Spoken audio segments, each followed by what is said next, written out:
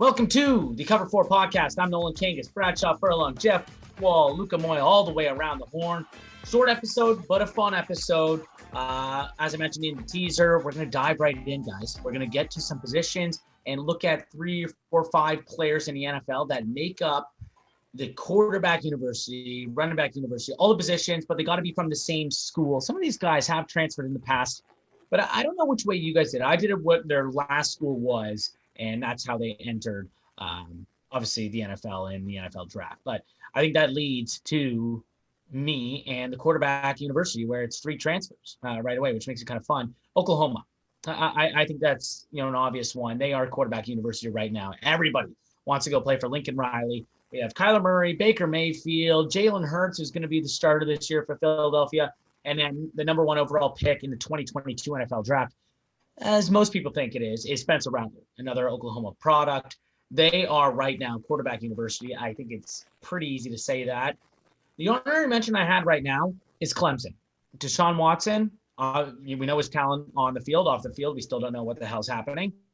And, of course, number 1 overall pick from this year, Trevor Lawrence. And I do think DJ Uiagalelei, whatever the hell his name is, guess what? Doesn't matter what his name is because the dude's 6'5" and has an absolute cannon. He's going to be a pretty high pick in the 2023 NFL draft. I think in the future, we're going to be seeing maybe the Alabamas, right? They already got a few products there. Ohio State, maybe Justin Fields. I know Quinn Ewers, who's going to be the number 1 overall recruit.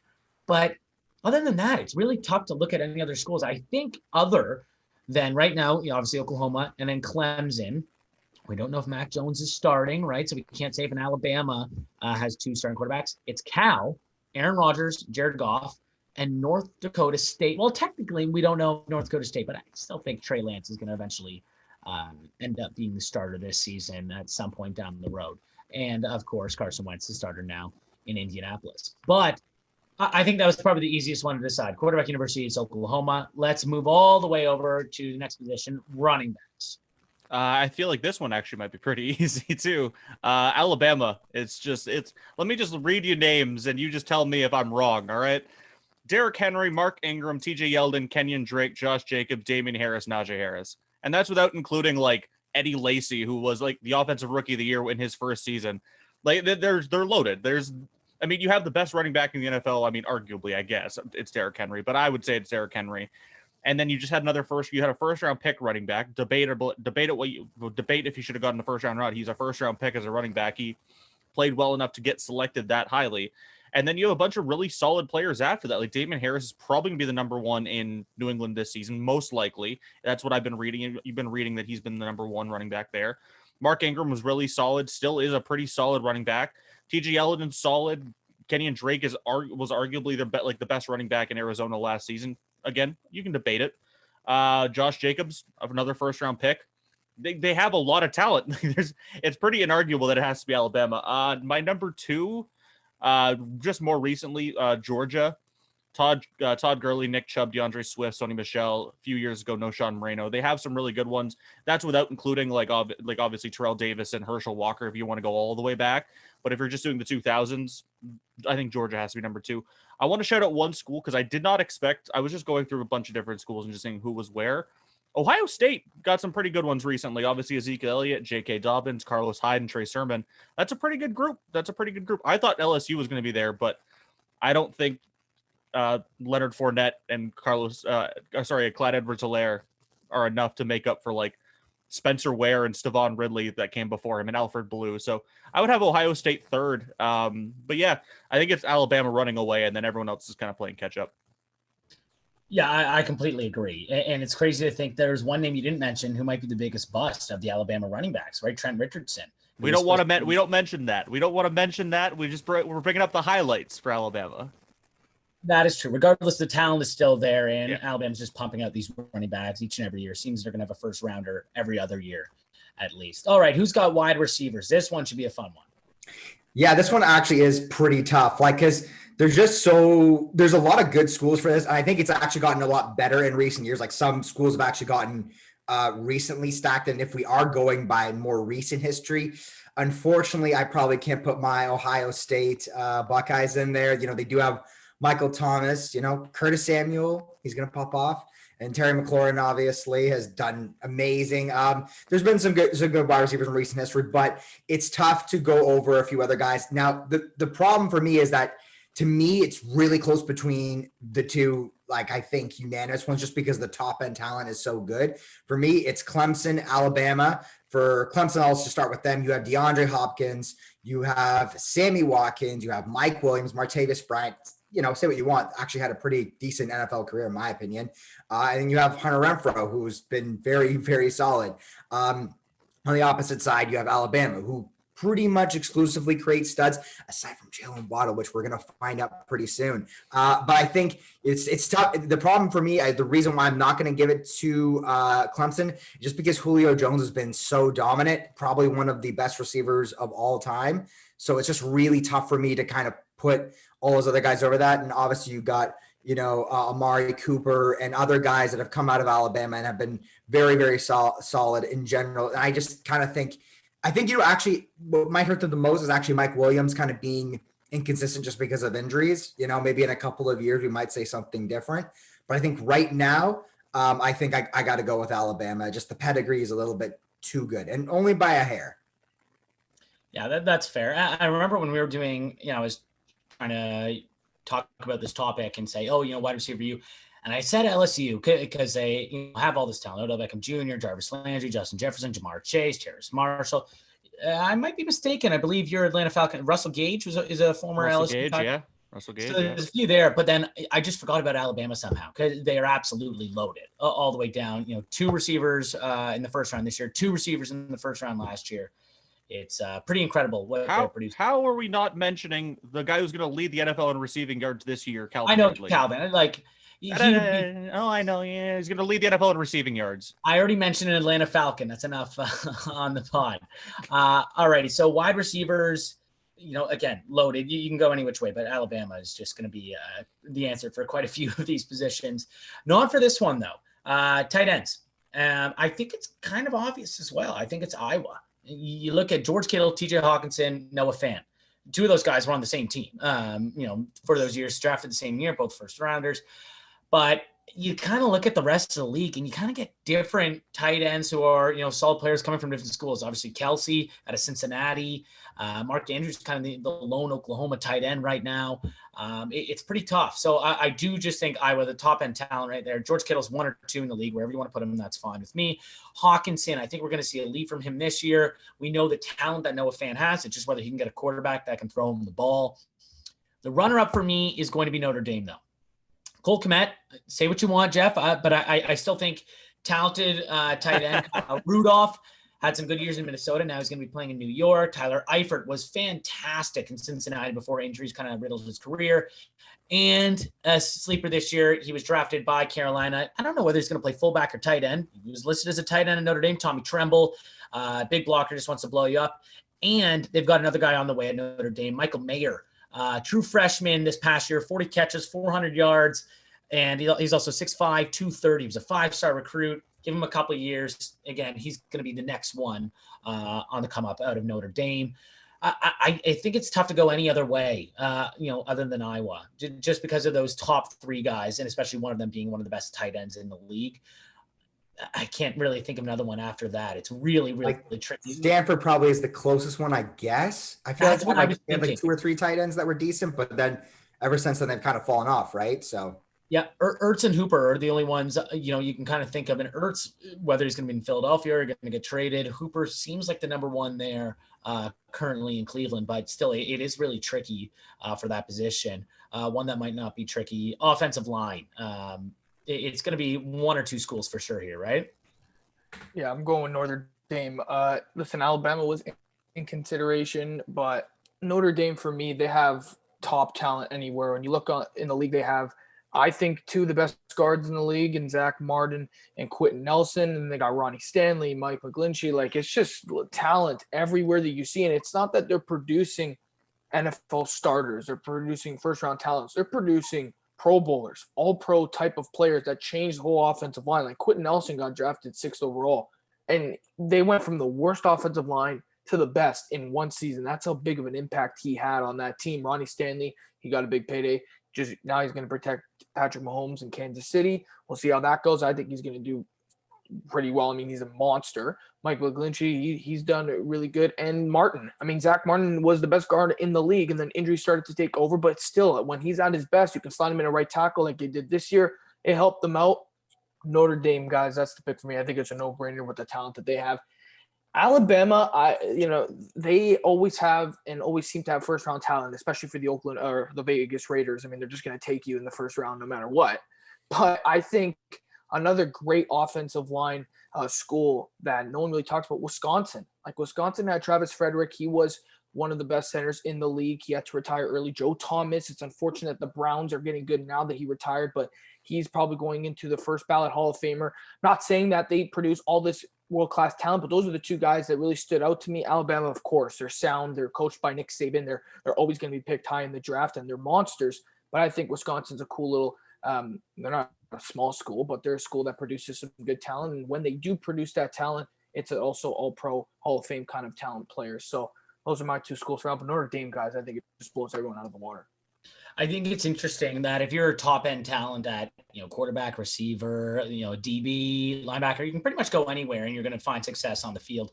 But offensive lineman, I think if you're offensive lineman recruit, I think if you go to Notre Dame, you're going to be, arguably a first rounder, second rounder. And it's weird because I don't think there's a lot of schools like that. Alabama, yeah, potentially, but it seems like every single season Notre Dame's producing has one of the best offensive lines and gets a guy who's drafted either the first or second round, which is pretty cool. Because you think about Notre Dame, we don't really think about them for receivers, not really running backs, certainly not quarterbacks, at least recently. So it's pretty cool that those guys up front are doing all the work. But those guys up front, they have to block those big boys on the defensive line. So who is the defensive line you? Okay, back to me, back to back. And this time I am going to go with Alabama. It just seems like every single Alabama prospect goes in the first round. There's probably about 10 players in all positions that are first-round talents. But you look at this defensive line that Nick Saban continues to coach year after year after year, and it's unbelievable. You go to Washington, they got both. They got Deron Payne and Jonathan Allen, and we talk about them as being one of the best, if not the best, defensive line in football, right? And then you have Quinton Williams for the Jets. He was a high prospect coming out, number 3rd overall. Has he got his footing in New York? It's hard to tell because he's part of the Jets, but maybe Salah coming over, being his head coach, maybe he can help him reach his full potential. So those 3 guys right there alone, I think, separates Alabama to being the best school for the defensive line prospects. And number 2, the team that they probably met in the finals for the last 3 years, it seemed like, was Clemson. Clemson had really good defensive linemen coming out too. Christian Wilkins, athletic freak. Miami took him. I thought they stole him in that draft. Say what you want. Again, the Raiders shocking everyone, but they go with Cleveland Farrell. Or Cleveland Farrell, whatever. He's kind of whatever. But in college, he was great. And I don't think he's reached his full potential yet either. And if he can reach that full potential, both of those 2 tackles were fantastic for Clemson during those dominant championship runs with Deshaun Watson. I remember that one game against Lamar Jackson when he was at Louisville. Christian Wilkins was in that backfield, it seemed like, every single play. And I think Miami has a stud on their hands. Of course, there's LSU also as well. But Alabama, for me, tops the cake. Just like how Notre Dame produces products, these guys produce absolute monsters on the front end. And it seems like they're always going up against each other, and it's always a great battle. So Alabama for the defensive line, you. Didn't even want to shout out Grady Jarrett for Clemson, huh? I'm just gonna start mentioning Falcons. That should have been brought up. Come on. And sorry, you know what? Vic Beasley too. I forgot. Thank you. Please. I'll bring him up into this conversation too. But those are the 2 guys that I love coming out. But Bradshaw, you're right. Yeah. My bad. I wish I picked defensive line because Ohio State deserves some credit, damn it. We got Joey Bosa, we got Nick Bosa, we got Chase Young, we got Hayward, who has been like a perennial, top 10 D tackle, DM, whatever you want to consider him. Come on, man. I feel like, I know we don't have the depth necessarily, but I feel like the top end talent is kind of absurd. It's actually kind of ridiculous. Tough. You'll all be regretting it, okay? You'll all be regretting it. I just always loved Jonathan Allen coming out, and I'm sticking to it. And you know what? Listen, Jonathan Allen, maybe, and Chase Young and Payne, they're all Alabama. They make Ohio State job maybe a bit easier. Just saying. Listen. I do think I would have gone Ohio State too, but you're right. There's a little bit more depth with the Alabama and Clemson, whereas you look at those top 3 guys. especially the edge rushers out of Ohio State. They're probably 3 of the top Monsters. 9 edge rushers in the league right now. It's pretty ridiculous. Ohio State's producing. The one position that I actually have no idea at the top of my head, linebacker university. Really? Back in the day, it used to be Penn State. I don't know if it's still the same, but what did you have, Bradshaw? I had 3 schools that I primarily looked at, and I'll calm down. I'll get to Ohio State eventually. They're not number 1, but I'll talk about Ohio State. I'll make up for Luca. It's okay. My number 1, I thought it was when I was first picked linebacker, I'm like, okay, it'll be Alabama. I was like, okay, Dante Hightower and CJ Mosley. All right, that's the 2 pretty solid guys. I don't think you can beat that. But for my personal taste in linebacker, LSU has produced the guys that I like at linebacker more, so I put them number 1. Devin White, Patrick Queen, and Deion Jones primarily are the 3 guys where I'm like, these 3 guys are really, really, really incredible players. They're all athletic, obviously not great. Devin White's not a great coverage guy, but they're all athletic guys that can move move around quite a bit. And then you have a little bit of depth with Duke Riley. Jabril Cox got drafted this year. Quan Alexander, even though he hasn't found a team yet, he's still a really solid linebacker. I went with LSU number 1. There's a bunch of schools you could pick here. There are so many schools with depth at linebacker. Alabama, obviously, Dante Hightower, Reggie Ragland, CJ Mosley. They had some guys recently. Anthony Jennings on Luca's Patriots there, and Terrell Lewis on the Rams. Ohio State, I'll give you some love, Jeff. There you go. Deron Lee, Raekwon McMillan, Jerome Baker, Malik Harrison, Baron Browning, and who's the other guy? Pete Werner got drafted this year. So there's some depth there as well, but just for my personal taste, I like LSU. But there's it's such a deep position with a bunch of different schools you could pick. So I went with LSU, but I'm sure I will be yelled at in a second. No, I wasn't going to yell at all. Actually, I don't mind because I don't think we produce good linebackers in terms of the NFL side of it. I actually would have gone with Alabama. Only because I think the top end is pretty good. We haven't seen anything from Patrick Queen, so for me, it's tough to say. That's and true. then Devin White, up until the season, I swear to God, he was like a bust. I swear to God, He wasn't a bust. He just wasn't as. I don't think he was as good. He's also playing with Levante David, so it's hard to look good when you're playing with one of the best linebackers in the NFL. That's fair. That's fair. I don't know. I mean, I feel like maybe just because it's true. It is what you would like, right? And especially with the speed and all that, they're really fun. But I just feel like Dante Hightower doesn't get enough credit, man. No, I watched Dante Hightower since he got drafted. I watched every Patriots game that he played in. He's obviously fantastic, and CJ Mosley's one of my favorite players in the league. But I just for what I like the LSU guys a little bit more. It's close, but I went with LSU by just a small margin because also the depth, because they haven't had aside from Hightower and Mosley, they haven't had a real impact linebacker get drafted in some time now. Reuben Foster. Yeah, we're not talking about Reuben Foster. I specifically omitted Reuben Foster for a reason. Who is the I'm trying to blank. Who is the Alabama kid this season who was supposed to be Dylan Moses? Yeah, he went undrafted. Who ended up picking him up? Did anybody? Jacksonville. Oh, I went searching for him, so because I knew he was coming out and I forgot when he got picked and he didn't, and then I had to check who got him. So clearly, I mean that's the thing is they haven't produced an impact guy in a little bit now. So I'm just going with guys a little more recently that LSU has produced. I think you're right though. I think at LSU, but I think this kind of linebacker is kind of similar to the quarterback, where you kind of get that guy out of it's not a smaller school, but maybe the schools you don't really think about as much, and they're end up being the better player, right? You think of Rogers at Cal, I went searching and Bobby Wagner is from Utah State. These are just dudes. And then I thought about Levante David. I believe he went to Nebraska. That's not a small school, but it's again, they're not they're producing not one-off guys, but it's okay, here's our top end guy. And then there's a bunch of bums after them. But it's actually crazy to think, you obviously mentioned Bobby Wagner in Utah State, and you get BYU with Fred Warner, UCLA, Eric Kendricks, and then you just mentioned Nebraska with Levante David. Those are probably maybe 4 of the top 7 linebackers in football, and just all from different schools. It's really hard to produce that position because it's such a complex and tough one. Or when we talked about the D line, Aaron Donald is from Pitt, and then Pitt. Not that I personally do not like Pitt, but that's a personal bias from West Virginia. But they don't produce it. They haven't produced a ton of a great other defensive linemen. I'm sure they have another couple good guys, but they have that top end guy, and then it's okay, there's a large gap afterwards.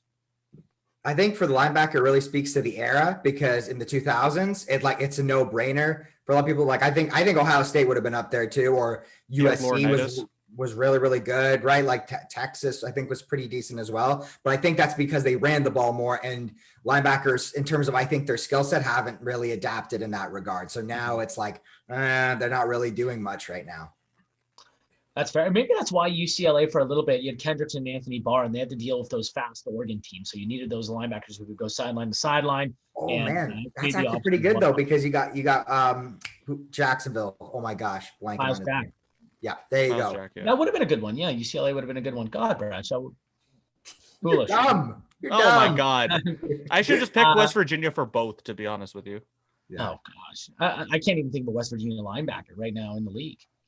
Terrence. The first one that came to mind was Terrence Garvin, but he's oh my God, Nick Kwiatkowski for the Bears. Oh, okay. All right. That's a good one. Yeah. Okay. Let's move to DB. This should be another fun one. It's going to be the top end schools most likely again. But Jeff, I want to see whether you here we go. lean toward corners or lean more towards safeties. This is always going to be safeties. This is of course you'd be a fool to not, but this is the hardest one. This is genuinely hard. I know we argue with our buddy Ozib about LSU and all that. It is genuinely really, really hard. Let's just look down the list here. You have Alabama. Mark Barron, bust. Okay, whatever. Landon Collins, I actually think he's been really good. I mean, I've really liked him ever since he was coming out of high school. He was really, really awesome. And then you got Minka Fitzpatrick, who's been really good. Marlon Humphrey's one of the best corners in the league. Clinton Dix has been, I mean, he hasn't been an incredible, not an all-pro player or anything like that, but he's a very good player who stayed around. You got Kareem Jackson. Eddie Jackson, I don't know if you heard him, best cover corner in the league, at least in zone coverage. And then you got a couple other guys down the list that are, they're all right.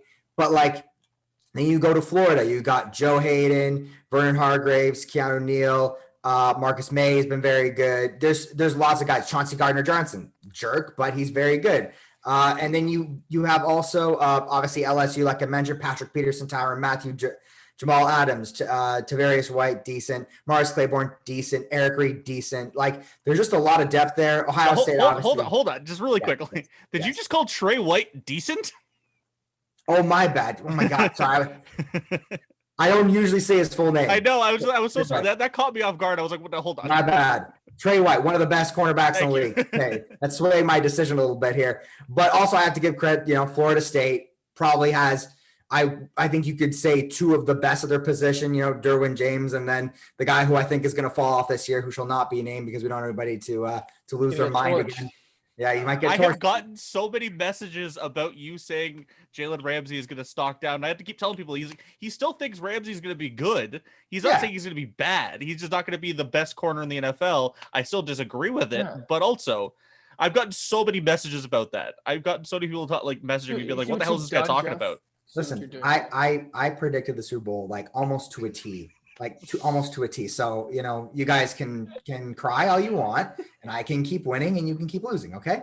Either way, I'll settle it with Trey White just being so good. And then obviously Tyrann Mathieu, Patrick Peterson. It's really hard to not give it to LSU. Alabama obviously is incredible too. All the schools are great, but LSU to me, there's too many, way too good players. Actually, in a sense, it seems like a no-brainer, but I guess maybe because they don't have that number one guy, where Florida State actually is shockingly good. It seems like we don't talk about them enough, but they are really, really good as well. No honorable mention for the Buckeyes, Jeff? Nah, I couldn't do it, man. They just... No Eli Apple love? Come on. Eli Apple's been decent, Has he? Nolan's right. Favorite cornerback, Marshawn Lattimore. Why don't you Kendall Sheffield's done a bad job on the Falcons. But if you look at all those other teams, it's just I wish I could say it's close. Unless Jeff Okudah becomes who we think he is, it's not. It's not really. They're kind of in the tier below, I would say. I have to be humble. I can't be Bradshaw just posting about my teams and stuff. AJ Terrell's not bumping Clemson up there for you? Oh yeah. Can I make a petition to put Jamal Adams at linebacker here? Because that's essentially what he is at this point in his career. You definitely could. So that's just another one for LSU. You're right. But I would say Florida State's interesting, right? Because for a little bit when Jameis was there and EJ Manuel throwback, they were, unbelievable. And then they've just hit a cliff and now they're absolute dog crap now. But you're right. the DBs. I think Ronald Darby too. That's another Florida State name. They were pretty good for a bit. I think I'd go LSU too, though. But Ohio State, it's weird because they have all the first rounders, but they don't really make much noise, right? Can't produce corners, can't produce quarterbacks. I think they almost produce like a good guy, and they have like one really, really good season and then nothing else pretty much. So that's kind of been the story. And who was the kid that Vegas took a couple years back? And he went Arnett. Oh, Damon Arnett. Yeah. Damon Arnett. Yeah. He's been pretty solid. He's been decent. Yeah. But he's not nothing to write home about. It's not like, oh, this is why he's DBU here. Like, yeah.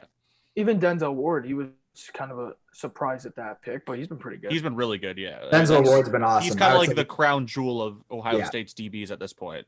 Absolutely. Yeah. I agree with that. Yeah. Sure. You mentioned Okuda, obviously. If he takes a leap this year, which we all hope he does because he was horrible last year, then maybe they can get back in the conversation. But I know that's sort of what stemmed this conversation. Obviously, we had the talk about tight end U, and obviously it was Kittle, Kelce, and Greg Olsen putting together this, which absolutely seemed like a dream. I know Bradshaw mentioned it on the last episode, Tim Tebow not being invited with good reason. That seemed like a blast, but like that didn't relate to anything actually of the tight end U. It's just them just having fun, drinking beers, and working out and training. But it's always a debate: is it OSU, DBU, or LSU? And after all the names you mentioned, it's kind of hard not to say it's LSU. Like, yes. Some of the names are a little bit dated. And they had who was the other guy? He went 2012 draft. He was Morris Claiborne. There was another one. Yeah, Claiborne was decent. I mean, you can even argue for your Vikings, Xavier Rhodes for Florida State, before the fall off was really amazing, like really, really good player. It's tough. I mean, I think that's the other thing too. DBs can just fall off a cliff like that. So you have a problem there. The LSU guys actually, for the most part, like if they've been good, they've stayed good. Like Matthew really hasn't fallen off. In fact, if anything, he's gotten better. Patrick Peterson's longevity is really remarkable, honestly, especially for such an athletic dependent guy. You would think he would fall off, but he really hasn't. He's been amazing. Hot take. I would take Florida State over Ohio State. I just think top end. Yeah, I understand that. Yeah. I just think Ramsey, Derwin James, you mentioned Xavier Rhodes was an all-pro corner the 1 year. The guy we all really like getting drafted this year, Asante Samuel Jr., right? Like, I don't know. I think I'd take some of those guys over. Even though Ohio State's got the depth, I get it. But I kind of have to see more. If you had to make, let's say, let's say, a defensive backfield in that case, which one of the schools would you take? I'm taking Florida State probably. I think I would take Florida State actually, just because like the depth Derwin James alone, honestly, probably puts him over the top. To me, he's just way too good. And then Jalen Ramsey is also, I would venture to guess, just off the top of my head, I think he's probably the best corner out of any of them that you could possibly mention. So in my secondary right now, if I go Florida State, I get, Ronald Darby on one side. Who cares? I get, Asante Samuel Jr. learning from the other guys. I get Ramsey, I get Derwin James, and I'll take LaMarcus Joyner over the top. Like, that's disgusting as a secondary right there. We've already shifted gears. We said it was LSU, and now we're changing. LSU also has Delpit coming back this year. Grant Delpit, And they got like the highest corner coming out since Ramsey and Stingley next year. So but that's the thing. But we all thought Okuda would be good. Well, that's true. Yeah. Well, but at least we can trust LSU to produce real players. Yeah, that's Please, the Jeff. thing. Jesus. How dare I?